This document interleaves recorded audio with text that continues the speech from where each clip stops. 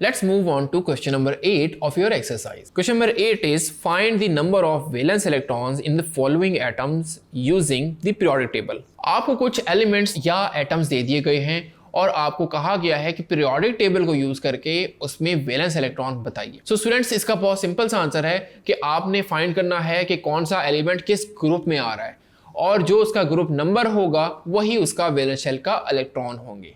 आइए इसको देखते हैं। नंबर 1 यानी ए पार्ट इज बोरॉन।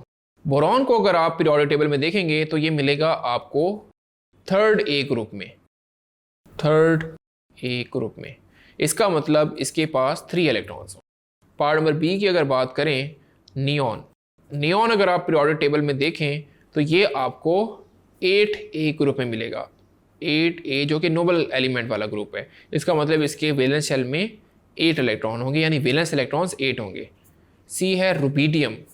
रुबीडियम आपको मिलेगा फर्स्ट यानी 1A ग्रुप में, जो कि मेन ग्रुप एलिमेंट है। इसका मतलब रुबीडियम के आखिरी शेल में यानी वैलेंस इलेक्ट्रॉन 1 होंगे। D option is barium.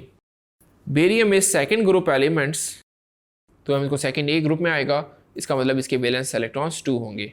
और अगर बात करें ई की, ई इज़ आर्सेनिक।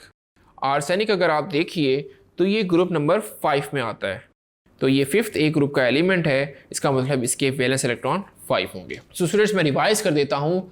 आपको वैलेंस इलेक्ट्रॉन्स बताने के लिए बस इतना ही समझना है कि वो कौन से ग्रुप का एलिमेंट है। और यहाँ पे हम मेन ग्रुप एलिमेंट्स यानी ए ग्रुप एलिमेंट्स की बात करते हैं, जिसको हमने डिटेल में चैप्टर नंबर 3 में स्टडी किया है।